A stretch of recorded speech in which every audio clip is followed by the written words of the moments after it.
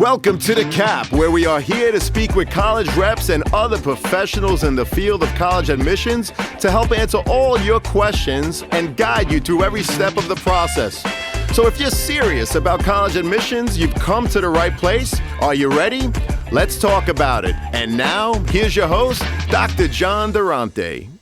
Welcome to The Cap, the College Admissions Process Podcast. I am your host, John Durante, and I am here to introduce you to college admissions representatives and other professionals in the field of college admissions. Our purpose is to serve you, the students and parents, so that you may gain insight straight from the people who ultimately make the decisions.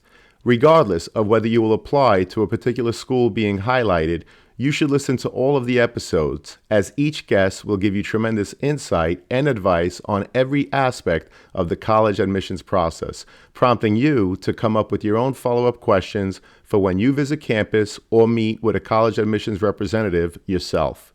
Lastly, if you have any questions you'd like me to cover on future episodes or any comments you'd like to share, please email me at collegeadmissionstalk@gmail.com.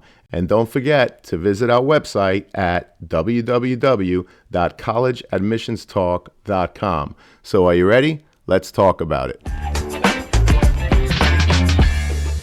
Welcome to The Cap, the College Admissions Process Podcast. I am your host, John Durante, and it gives me great pleasure to introduce to you today Nick Marter, who is the Associate Director of Admissions at Manhattan College. Nick, thank you so much for being here today. How are you? Thanks for having me. I'm doing great. Looking forward to chatting with you today. Well, we're looking forward to chatting with you and hearing about all the great things that Manhattan College has to offer. So let's get right to it, Nick. Why don't you tell us about yourself as it relates to being an admissions counselor, and how did you end up in this position? Sure. I've been told by several colleagues throughout a few different institutions that I've worked for, no one really grows up expecting to be a college admissions counselor. It kind of happens somewhere along the way. And that's certainly my case. I had a really, really vibrant college experience. I actually went to St. Joseph's College, now St. Joseph's University, actually, out on Suffolk County, Long Island. And it just, kind of fell together. I was very, very involved as a student. And I went for education, loved working with students, but in the 11th hour of my education, it kind of struck me I didn't see myself leading a classroom for the next 30, 40, whatever years. And I knew I liked working with students, but I also loved my college experience, and it kind of dawned on me that it was possible to have a career in college. So my alma mater gave me my first chance at proving myself in that capacity. I worked as an undergraduate admissions counselor there for about 2.5 years, and just looking for some room to grow within that field that I sort of fell in love with. Manhattan College wound up giving me the opportunity to grow back in the beginning of 2018, and I've been at Manhattan College ever since in a couple of different roles. So it's a field that I think some people don't expect themselves to be in, such as myself. But I've got no regrets. I really love the kind of balancing act between having goals and objectives and a college needing to, really advertise itself and fill classrooms, but at the same time have that real counseling and ethical side of things, making sure you're guiding students from A to Z in what can be a very confusing process. And I'm a first-generation student myself. Manhattan College is really well known. Over 1/3 of our students are coming from first-generation backgrounds, which is different and unique and special for a 4-year private Catholic institution. So it's something that I really take value in, is making sure that I'm there to support families through the entire college search. Well, Nick, thank you so much for that great introduction. Truly appreciate it, and really looking forward to hearing about all the great things that Manhattan College has to offer. So let's get right to it. What is it about Manhattan College? And think in terms of not only inside of the classroom, on campus, off campus. What is it that makes it so appealing for so many students to want to apply and ultimately want to attend? Sure. It's hard to find a place to start, and I think the reasons sort of depend on where you're coming from, right? I'm fortunate enough to have a primary recruitment market that I know very well in Suffolk County and Nassau County out on Long Island. And what I tell them and the reasons that they might want to apply will differ from students that might live somewhere within the 5 boroughs. But to start, I always like to try to demystify where we are and where we're not, being Manhattan College. For anyone that might not know, Manhattan College is in New York City, unsurprisingly. That said, many people might not know exactly where we are. Manhattan College is actually in the Riverdale neighborhood of the Bronx, all the way in the northwest corner of New York City on 242nd Street and Broadway. It happens to be the very same Broadway that everyone knows and loves, but it's 200 blocks north of the theater district. The reason I start there in so many cases is because you get what I really do think is a best of both worlds when it comes to a college location. Being as far up north as we are, we're fortunate enough to have a full, vibrant, traditional, walkable, green college campus, yet truly be in New York City. You're about a 5-minute walk downhill to the last stop of the number one train, or the first stop. But that number one train takes you directly down south to what everyone knows to be New York City. So it's a local train, so it can take you a few different stops, but you just, go wander down the street and you can get connected to everything people know, whether it be just 5 stops away from the borough of Manhattan. You can ride right along the whole west side of New York City, so you pass things like the Upper West Side. You go right through, Central Park, Rockefeller Center, Grand Central Station, Penn Station, right through the heart of, the theater district, financial district, all the way down to the Staten Island Ferry on one, train line. So while you have that green walkable campus with housing and a parking garage, so we're uniquely able to guarantee both housing and parking for all 4 years, you still have that opportunity to be immersed in New York City. And I think that's what gives Manhattan that attraction to students from not just the New York metro area, but you have attraction from 45 states and currently 48 countries Wow. that students are here at Manhattan. So you definitely get a really diverse group of students at the college. Beyond that, I mean, our programs hopefully are a big reason why people want to join us. We do have 5 unique schools of study, not to be confused with 5 campuses. We have our 123-acre campus, but we have 5 basically categories of majors, minors, and programs, ranging from our very well-known School of Engineering to our O'Malley School of Business, which is double ACSB accredited, as School of Engineering is ABET accredited. We have a vibrant School of Liberal Arts where our founding really lies. We have, a great School of Education and Health with some, healthcare careers that students get connected to, as well as education. And not to give a whole history lesson, but Manhattan College is a Lasallian Catholic institution, the oldest of its kind in the United States. And St. John Baptist de La Salle, where the founding and the name comes from, who is actually the patron saint of teachers. Though we have such a great reputation in the business areas and STEM fields, we do have a real foundation in the liberal arts and education. And then last, we also have our School of Science, certainly not least. We actually just finished a brand new 30,000 square foot engineering and science center on the south foot of campus. When I say south foot of campus, the whole campus is walkable in about 12 minutes at max. But we do have a 30,000 square foot facility with 14 new lab spaces in both engineering and the sciences. There's a lot of reasons that I think people can be excited about Manhattan College. We're investing in the students, investing in their outcomes.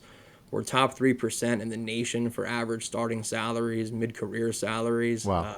Some really great employment statistics, research, internship opportunities available to students as early as their freshman year. Study abroad opportunities coming back. So, you name it, it's going on campus. And it's so great to see the campus really sort of back after a couple difficult years of, the world we've been living in. Well, thank you so much for that comprehensive introduction. Truly appreciate it. And I could tell you that I know a lot of students that graduated and that are currently at Manhattan College, and they have nothing but accolades. So thank you for all the great work that you do. How many applications do you actually review a year, and do you represent a specific region?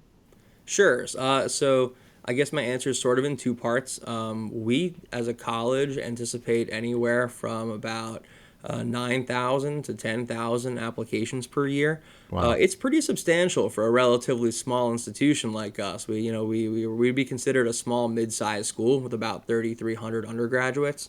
So to have about 10,000 applications per admission cycle is a tall task for a pretty small office. In my role, I oversee the reading for several counties in New York, like Nassau and Suffolk County. I also read applications for upstate, so geographically everything north of Albany. And then I'll read for various other states that we receive a fewer applications from year to year. But in my role, as one of the senior counselors on staff, I also do second reads for some of our newer counselors here.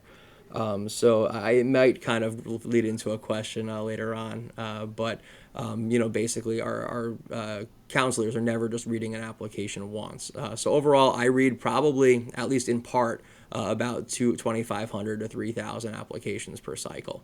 Wow, that's a lot of applications. So you started talking about the whole application process, but Nick, could you walk us through the process of how you evaluate so many applications? In other words, are there teams of people representing different regions? If so, how many applications is each group responsible for?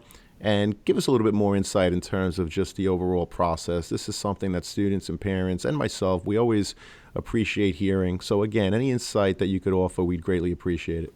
No, absolutely. And I think every college might have a bit of a different answer to this. But I guess in short, your application will be read in full by more than one person at Manhattan College. There's one person, let's just say if it starts with myself, that will do a very thorough application read.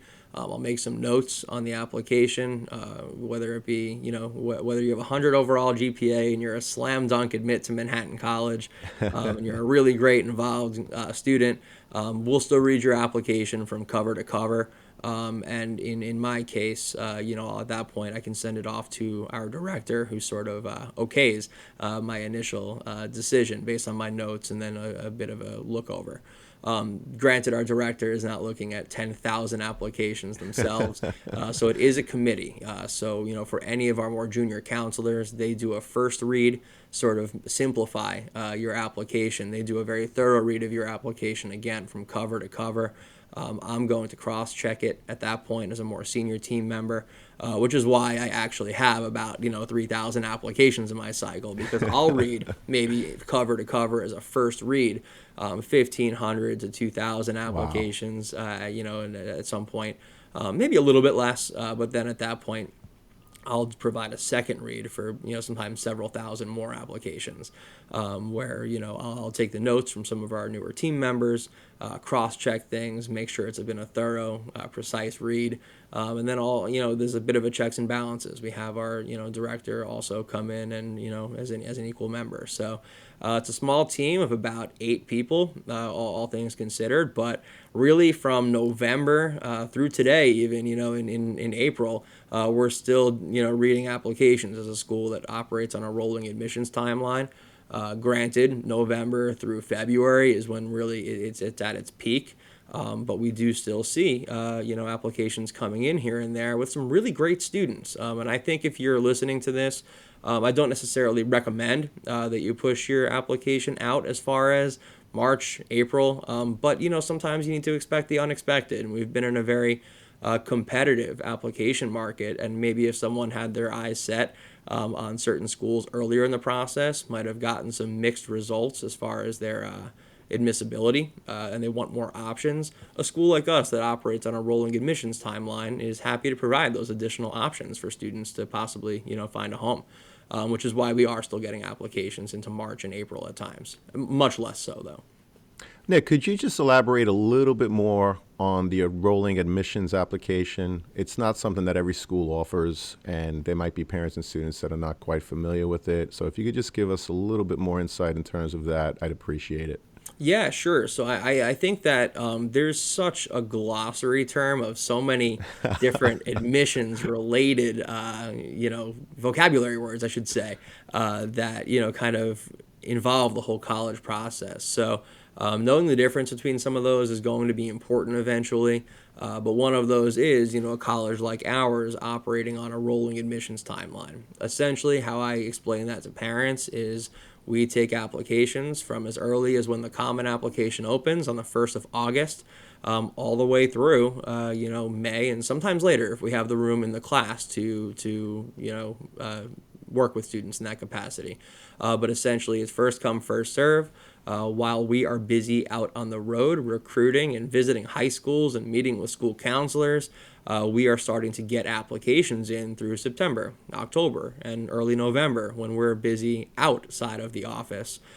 So really, as soon as November hits and things slow down as far as travel and recruitment goes, is really when we start hitting the computer and start to change our roles into reading applications. And for a school like ours on a rolling admissions timeline, we don't hold all of our application decisions to a certain date.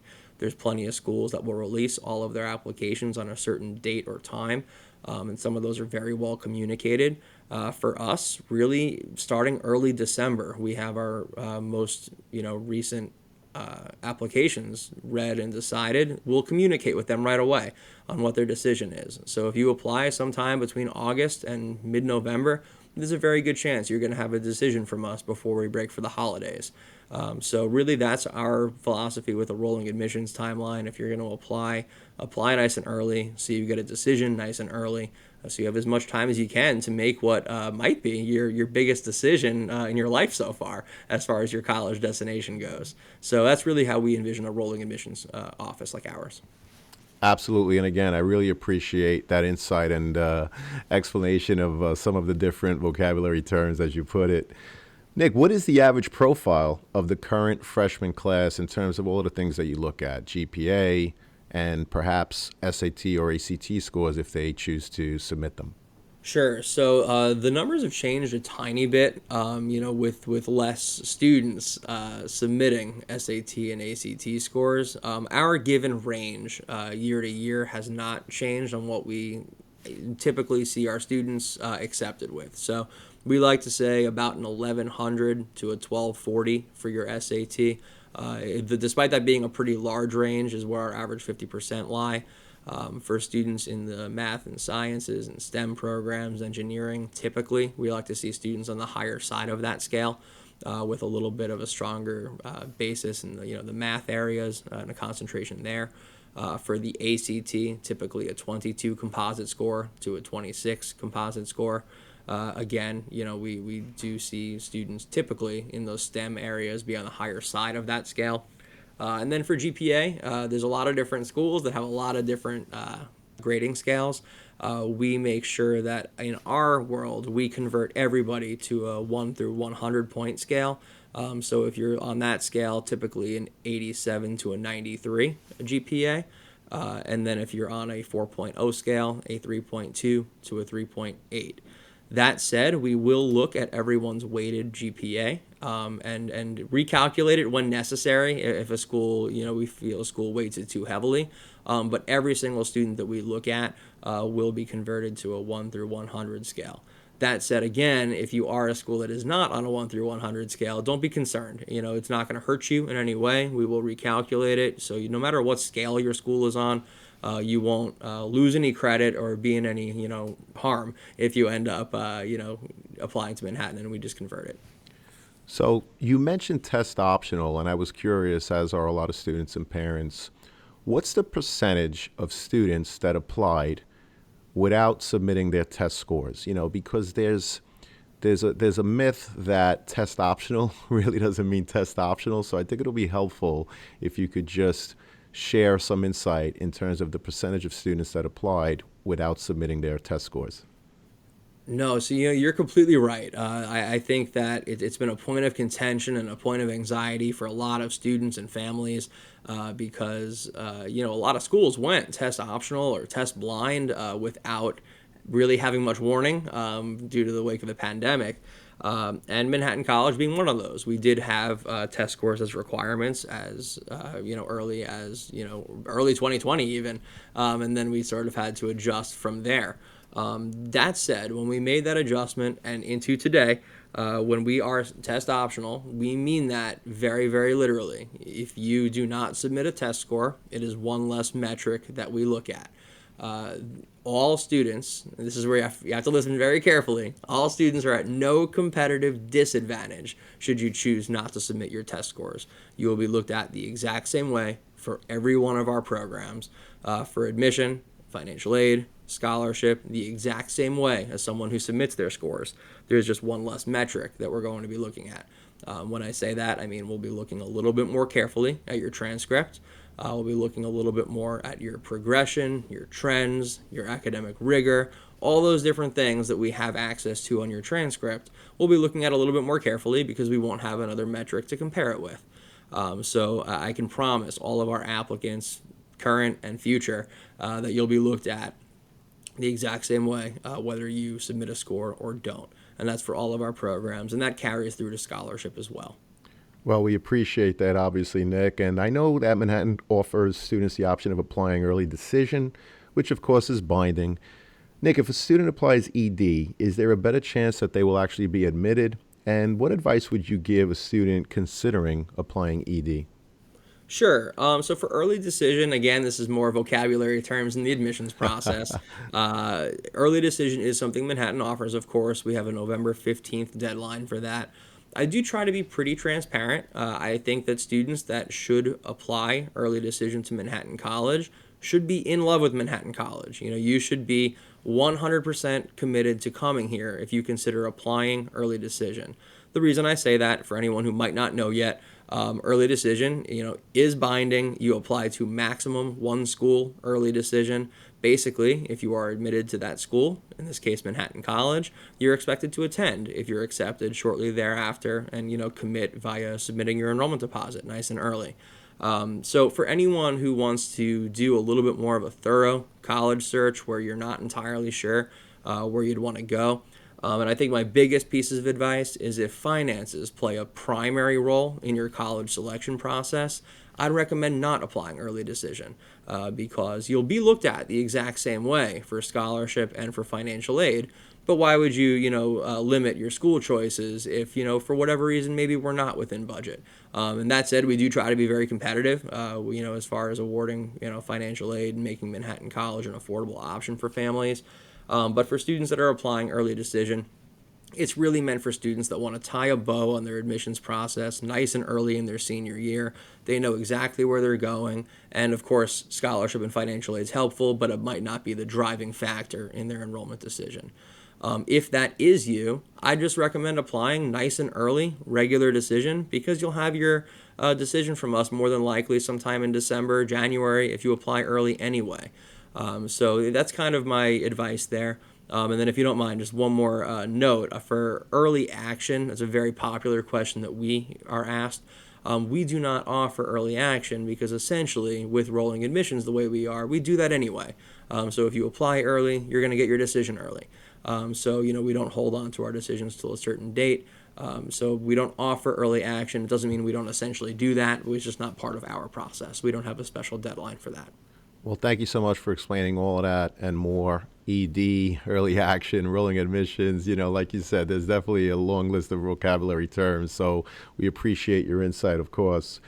Nick, how important are students' courses in progress and their grades in senior year? Sure. I always try to, any of my students that I'm working with in their senior years, I try to tell them, please avoid your senioritis to the very best of your ability. I understand you're close to the finish line, but it's important. So first off, course selection in your senior year is extremely important. We measure academic rigor, including what you've selected to take in your senior year. And it's especially important for a lot of those science areas and engineering areas where you might not be able to enroll. For those science and engineering areas, especially making sure you have that academic rigor in those courses that'll make you successful in college in your freshman year or first year is really important. So in this case, for example, in engineering, we really want at least pre-calculus in your senior year to make sure that you're going to be able to take on calculus come your freshman year in an engineering program or in a science program. Physics is also very important for most of our seniors to be taking, because if you're looking into engineering, that's going to stare at you in your freshman year. You'll have to face that as well. So for students with minimally pre-calc, if not calculus, and then physics in engineering, really, really important to have in your senior year. So that's something we're going to look at 100 times out of 100 times. So you want to make sure that you're working with your school counselors early on and often throughout your high school journey, especially depending on your major. Right? I'm a history major. I was a history major in college. I did not take calculus. I did not take physics.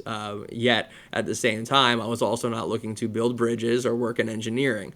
So my goals were a little bit different. I ended up going the AP English route or the AP Spanish route. So every student's different. Every expectation is going to be different. But we will certainly peek into your senior year courses in progress. At times, if we think you're a little bit of a question mark as far as admissibility is concerned, it's very common that we're going to send out an email asking for your mid-year progress to give us a little bit of a better understanding as to how you're progressing. This year, we use that tool more than ever with how inconsistent and how start and go so many students' high school experiences have been. Again, in wake of the pandemic and remote and in and out and hybrid, we've peeked into senior year progress a lot to give students ideally really the benefit of the doubt to see how they're doing in a little bit more of a normal classroom setting this year. So we will take a peek at those. It's important to keep your grades up, and then again, rigor is something we really measure strongly. Well, we appreciate that. And another piece of the application is the essay. So, Nick, what are some examples of college essays that really stuck with you, and any advice that you could offer in terms of what to write about or not would be appreciated? Sure. I'll start with the second part of your question. I think really I get that question, if not daily, certainly weekly, at certain points of the year about what I should write my essay on, what I should stay away from. I'm a big proponent of, as long as your personality and your character is conveyed, I'm not going to tell you you can't write about anything. So nothing's off limits. That said, there's some themes that are, I'll tell you, I'll read 20 or 30 of every single year. And I love hearing them, especially if you can make it unique. But just know that you're going to be with a large group. If you're writing about your game-winning grand slam or your three-pointer at the end of at the buzzer beater, or your touchdown reception to go into playoffs, they're really great moments, and I love hearing your enthusiasm about those. But you won't be super unique. Those are areas that we hear a lot about. I'd also recommend, unless you can make it really attention grabbing, staying away from the pandemic. It's something that we've lived together and continue to navigate together. And if you think there's something that you want your counselor or your reader to know about, on the application, I know the Common App especially, there's a second page where you can talk about how the last couple of years has affected you and your family. And if you want the reader to know something about you and your circumstances, there's an avenue to do that. I'd recommend staying away from that being your subject area for your essay for the most part. That said, I can tell when a student is excited to write about something. It's conveyed very easily in your writing. So if you treat it like maybe an English assignment that you're not quite thrilled about, chances are it'll come through in your writing. It's pretty rare to get fooled that way. So I'd recommend writing about something you have a passion about, you care about, something where we can see who you are behind the transcript and behind the application. Those are the things we really care about. So a couple of things that have stuck with me actually are not super tragic or super heart-shattering, type essays. I've had one of my favorites of all time was just a student that wrote about their family traditions on Thanksgiving, and how much it means to her for her family to come together, how it's her favorite holiday, mentions a bunch of reasons why it's their favorite holiday. And to date, years ago now, this is one of my favorite essays ever because I learned something about the student. I learned about how important their family is to them, and it was just a little bit more lighthearted, and it was something that stuck with me for years now.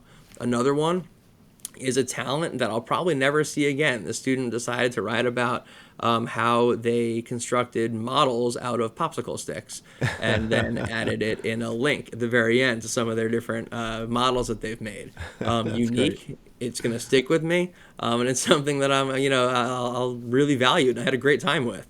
That said, and there's plenty of students that'll take a different approach. And if they think that conveying something where they overcame something terrible in their life, I'll be happy to read that. I've read some really personal essays, and they are ones that stick with me. But I think sometimes students think they need to present the reader with a shock factor type essay, and that's certainly not the case. Well, those are great examples. I really appreciate it. And I also like the fact that you talked about COVID and how, in fact, in the Common App, there is an opportunity to write separately about COVID if, in fact, it affected you much differently than it affected, frankly, all of us. So I appreciate you pointing that out as well. Nick, what about demonstrated interest? In other words, how often should a student visit the campus, and do you keep track of such things? And what other advice would you give to a student and their parents if they want the college to know that they are serious about attending? Yes. So there's someone like me at every single school, and I think families need to know that. So there's someone that does work with our prospective students, and I know it's so funny. I'm in this role now, and I know when I was a high school student, I didn't speak to any admissions counselors about anything. I just did a lot of work myself. I leaned on the internet. I did whatever I could to make my decisions, but we're here to help along the entire way. So someone like me will see every single interaction that we've had with you. So I recommend connecting early and often, whether it's with the person or with the school, because we're in a very, very digital age, as we all know. And anytime that you go on the website and ask for more information, you got a profile created for you. We know a little bit about you now. And then you come for a visit. That'll be tracked and added to your profile. You send an email to your admissions counselor. There's a good chance that that's also going to be tracked and added to your profile. So we do see everything. We're not a school that will deny someone admission if they meet our criteria. They look like they could be a great addition to our community, but they haven't really engaged too much with us yet. That answer does change from school to school, but you wouldn't have to worry about us denying a student just because they haven't been big fans of Manhattan and reaching out to us every other week. But demonstrated interest is important. If you're a student that might be on the cusp of admission, but I've seen that you engaged with me and met me at a high school visit back in your junior year. Then you met me at a college fair in the spring of your junior year. You came for a visit over the summer. You sent me a couple emails. When you applied, you asked for an interview because you'd like, to know who you are behind the, behind your application. All those things are great personal touches that make me know, oh, wow, the student is really serious about Manhattan College. I think that if they really put their mind to it, they could be successful. Sometimes that could be the difference between recommending that we accept someone and recommending that we go a different direction. So demonstrated interest is really important, I think, at every school, even if they don't track it as closely as others, just because, at the end of the day, we want to know that, you're serious about your school. So take advantage of your support systems you do have at every single college, and make sure that, you connect as much as you can as well. Well, I really appreciate that answer, and it's one of the reasons why we put this podcast together is to give insight to the fact that someone like yourself and other college admissions representatives, you guys really are so accessible. You're there to help students and their parents through a very difficult process. The college admissions process is not a simple thing, but you are there to support and to make it a little easier. So I appreciate that insight. I appreciate that answer, and hopefully people will take the advice. Reach out. You don't have to reach out every day for sure, but certainly if you want to let the admissions rep know about your intentions to not only apply but attend, it's certainly something that you could do very easily, like you mentioned. With technology today, it's so simple to send an email, perhaps after a visit, perhaps before even sending the application, just to put a name with the application or a person with the application. I think those are great pieces of advice, Nick. So thank you for that. Nick, do you offer any special programs for students who had an IEP in high school? And is it a separate application to take part in any of these programs? Yeah, so basically, I think it's really important for everyone listening to know that there are resources available legally. There are resources available to every single family that either has a 504 or an IEP or any kind of an individualized learning plan, and there are resources available to students The biggest thing is the difference is the self-advocacy that comes into it once you get to college. So for us, if you have an active IEP, 504, a learning plan of any kind, and you are looking to have these resources met in college, we have these support systems available. It's important to know that at Manhattan, students do need to gain admission to the college under their own standards. There aren't any separate sets of requirements for students that are coming in with any kind of IEP or 504. So as long as you gain admission to the college on your own standards, based on the standards of the college, we have lots of resources for students. We have an office called the Specialized Resource Center. This office acts as a liaison between students and faculty and students and other offices on campus to be sure that reasonable accommodations are met. When I say reasonable accommodations, examples, not limited to what I'm about to say, but examples include extra time on exams, tests being read, note takers, any emotional support animal, things like that. And it's across both academic and physical or emotional needs. We are prepared to work with students, but really the biggest thing is making sure that upon acceptance, you reach out and self-advocate and go to this office, because without that, it won't automatically carry over the way it may if you are in high school. So really, self-advocacy is the biggest thing. We do not have any separate fee for or paid programs at the college. Some schools, may, especially dealing with students that might need some support services or organizational purposes. But we do have a lot of great free opportunities for students here at the college. Well, we appreciate that answer and that insight. Thank you so much. And Nick, if there's anything that you want me to include in the show notes in terms of links to the programs that you mentioned, the Office of Undergraduate Admissions, or anything else, we're happy to do so. Excellent.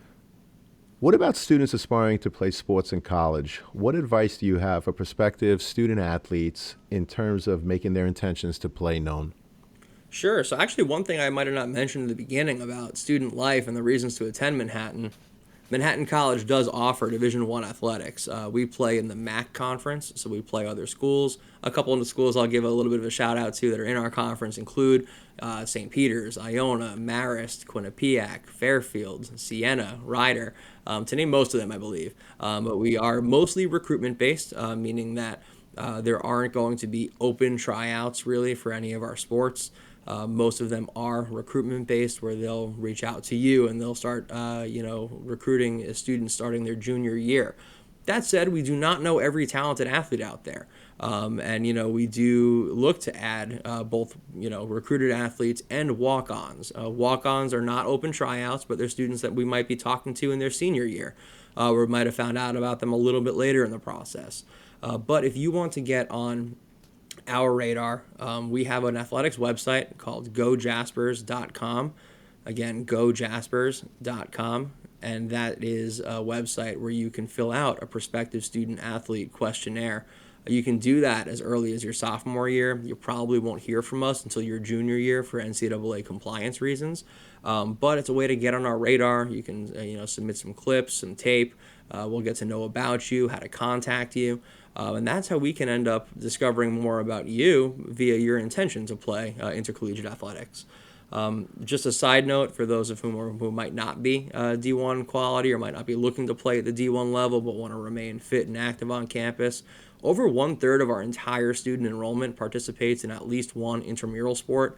So it is a very vibrant part of our college life on campus, and they all play on our D1 facilities around when our teams are practicing.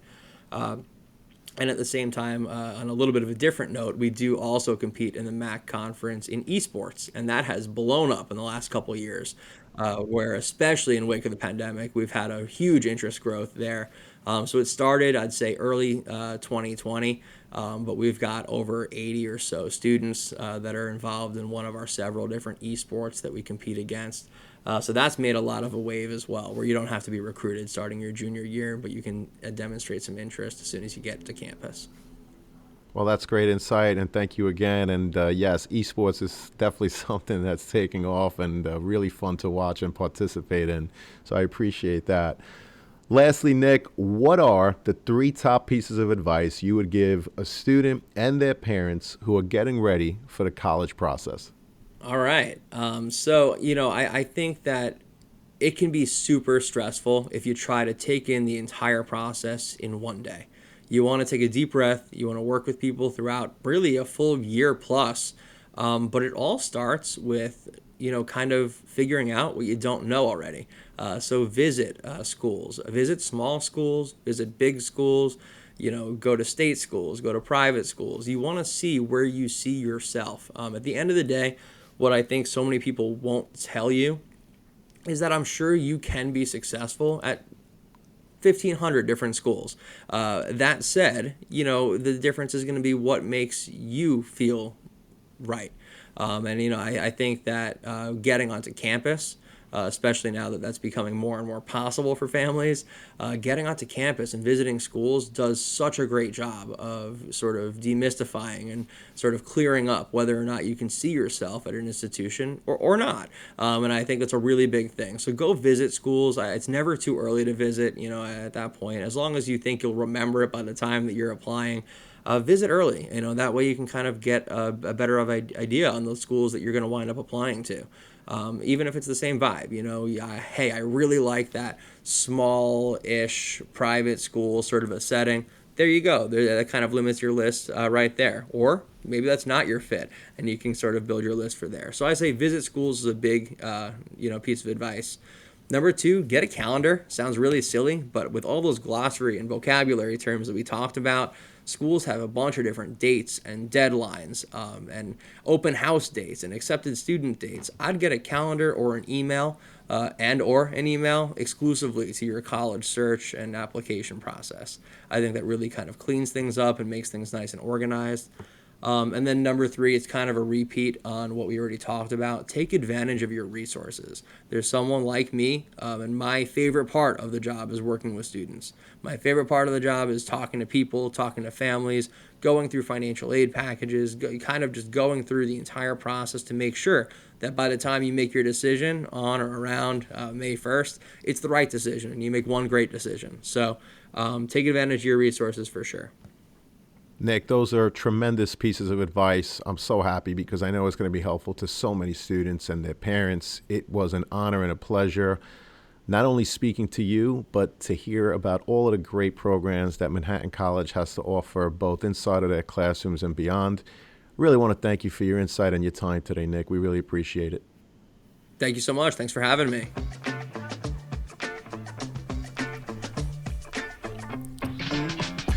Thank you for joining us on this episode of The CAP, the College Admissions Process Podcast. We hope you enjoyed the show. If you did, please don't forget to tell a friend and follow us on Facebook, Instagram, Twitter, and wherever you listen to your podcasts. I am your host, John Durante, and I look forward to seeing you on the next episode of The CAP.